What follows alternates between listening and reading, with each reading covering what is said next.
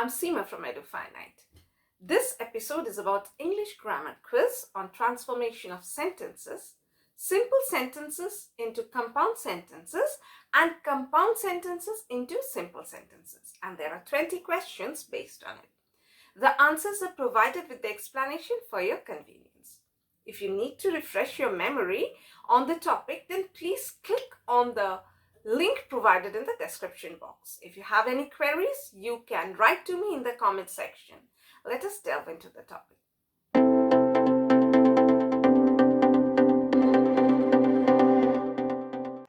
Transformation of sentences. Conversion of simple sentences to compound sentences. The first one. I'll be giving out all the simple sentences. Then you can pause the video and then I'll be telling the answers for these sentences.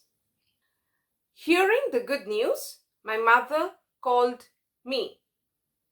So maybe she heard some good news about me and she called me up over the phone. Next one. Besides giving them homework, the teacher gave them a project to complete. So this is the second simple sentence that you have to transform into a compound sentence. The next one. Harry bought a new book to learn Spanish. In spite of her illness, Sarah attended the class. Having finished playing, the kid fell asleep. Now, you can stop the video and write down your answers and then check them back. Well, the first one is convert it into a compound sentence. My mother heard the good news and called me.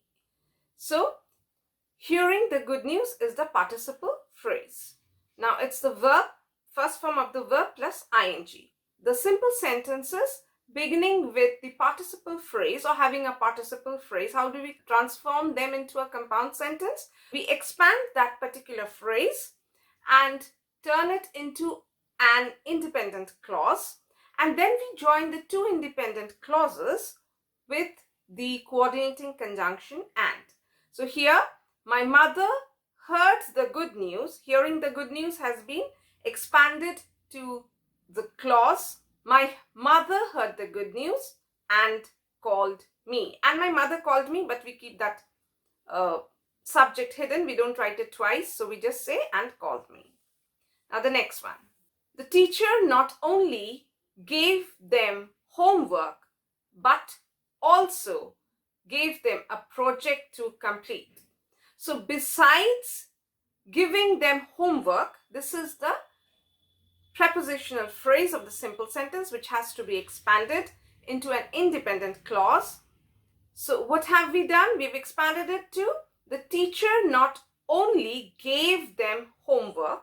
We have used not only over here, and then but also, again we have included that conjunction, but also gave them a project. So these type of conjunctions are called cumulative conjunctions.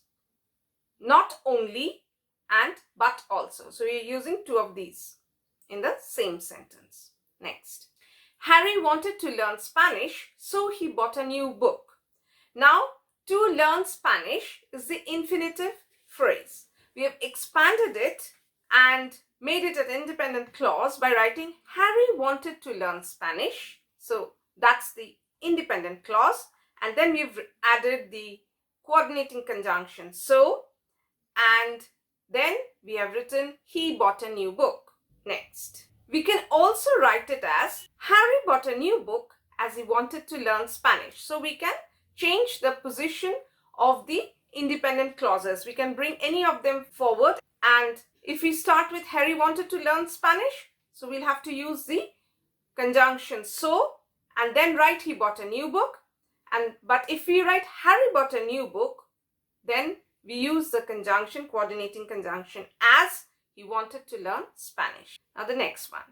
Sarah was ill, yet she attended the class. So here, in spite of her illness is a prepositional phrase, and we are using yet as a connecting or the coordinating conjunction. And in spite of her illness, this phrase we have expanded it into an independent clause. Sarah was ill and yet she attended the class. Or we can also say Sarah was ill, still she attended the class. Either yet or still. Next, the kid finished playing and fell asleep. So having finished playing, here again, this is the participle ing. So what do? We have used and over here. We have expanded this having finished playing, this phrase, into the kids have finished playing, and we have used the conjunction and then the next independent clause fell asleep. The kid fell asleep, we've just kept the kid hidden. Now the next one. Again, we'll come up with 5 simple sentences and you can pause the video and then I'll be telling the answer. Now, being punished by the teacher, the boy left the college. Having finished my task, I left the office. In spite of being intelligent, he made many mistakes. In spite of her illness, Sarah attended the class. Besides enjoying tennis, my brother also swam. Now I come up with the answer. The boy was punished by the teacher.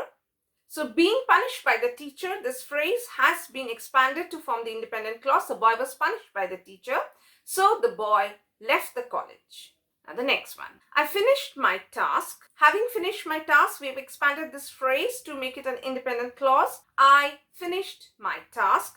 Therefore, we've used this conjunction. Therefore, I left the office. Next. He is intelligent, but he made many mistakes. So in spite of being intelligent, we have expanded this phrase into an independent clause. He is intelligent.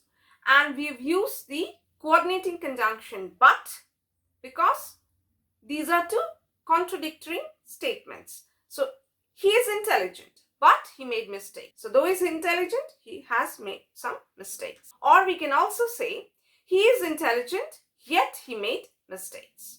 The next one. Sarah was ill, yet she attended her class. That means in spite of her illness, what have we done? We have expanded that to form an independent clause. Sarah was ill. Or we can say Sarah was ill, still she attended the class. Next. My brother not only enjoys tennis, but also enjoys swimming. So when we use besides as the starting of the simple sentence, besides enjoying tennis, what do? We use not only and but also as the conjunctions to join the 2 independent clauses. Now what have we done? Besides enjoying tennis, we have converted into my brother not only enjoys tennis, but also enjoys swimming. That means but also my brother enjoys swimming. So but also enjoys swimming. Now the next one. Now here we'll have to transform compound sentences into simple sentences. So first I'll give out 5 of the compound sentences and then I'll tell their answers. The girl completed her work and submitted it. I practiced a lot and won the trophy. You must be hardworking or you will not prosper. Or it can be, you must be hardworking and you will prosper. So it's either of the 2. It's negative or positive. If it's negative, you use or, and if it's positive, you use and. Rita worked very hard, yet she was not promoted. Or, Rita worked hard, still she was not promoted. He must give up smoking or he will suffer. Now let's look into the answers. Completing her work. So the girl completed her work. We are reducing it to a phrase, completing her work. The girl submitted it. The next one. I practiced a lot. This independent clause, we are reducing it to a phrase, practicing a lot. I won the trophy. Now here, you will prosper in life. We have reduced it to the phrase to prosper in life. So this simple sentence is, you must be hardworking to prosper in life. In spite of working hard, she was not promoted. So, Rita worked very hard. Now, this independent clause, we have reduced it to a phrase, in spite of working hard. She was not promoted. The next one. He must give up smoking to avoid suffering. So, he will suffer. Now, this independent clause, we have reduced it to the phrase to avoid suffering. Now, the next set of compound sentences.